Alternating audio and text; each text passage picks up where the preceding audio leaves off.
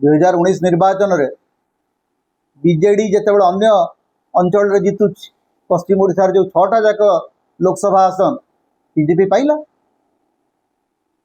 Kalahandi Balangir Bargarh Sambalpur Sundargarh सबुठी BJP हेले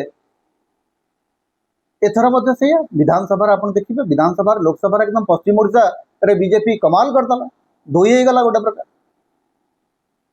बाबू धर्मेंद्र प्रधान को एकदम भूमिपुत्र करदे आम संबलपुर जनसाधारण। बबी दास कटकिया किंतु धर्मेंद्र प्रधान सत जमी एकदम पूरा संबलपुर खास लोक। जदिओ बबी दास जी कटकिया धर्मेंद्र प्रधान ठीक से ढेकानालिया किंतु धर्मेंद्र बाबूंकर प्रति पश्चिम ओडिशार बुद्धिजीवी मानकर देखी प्रेम देखी मोह देखी। निरंतर बीजेपी को भोट देकर पश्चिम ओडिशा को मिली कौन एटा गोटे बड़ प्रश्नवाची। निरंतर 10 वर्ष धरिक बारंबार भोट दे पश्चिम ओडिशा बीजेपी हेले पाई कौन।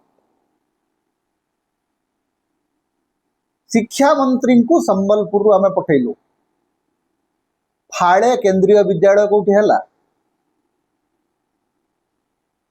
डिमांड चली विश्वविद्यालय को केंद्रीय मान्यता दियो ताकू दियो कहीं केंद्र मंत्री जो विश्वविद्यालय जाइछंती ताकू कहीं केंद्रीय मान्यता मिलिबो नहीं।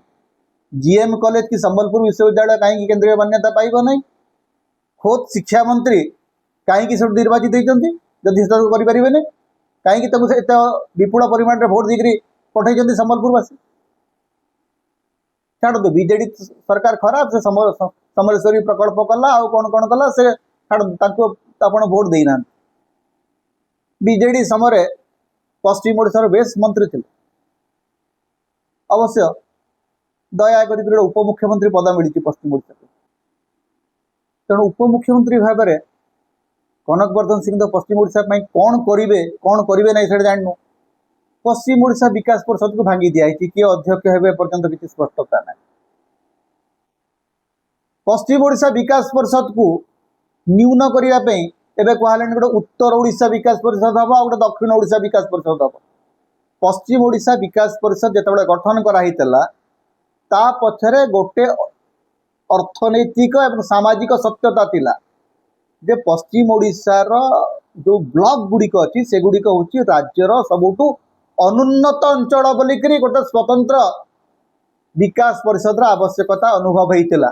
गोटे जुडिशियल कमिशन रेकमेंडेशन से वर्तमान ताकू डाइल्यूट करी मोहन माझी सरकार कहते गोटे उत्तर ओडिशा उन्नयन परिषद हम गोटे दक्षिण ओडिशा उन्नयन परिषद हम।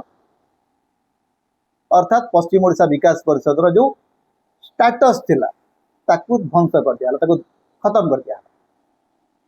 कहगला जे जूनागढ़ रे भवानीपाटना रे गोटे रेल डबा कारखाना हम उड़ीगला कुआडे।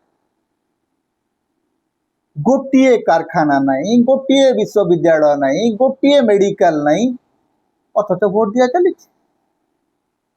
तेणु आपण मैंने भोट दौरान दिंतु आमर किसी कहार ना किंतु प्रश्न पचार कलाटी शिखु। खाली भोट देले नहीं हुए बेले बेले पचारू जे आज्ञा भोट तो देलु जे आमको काना मिलला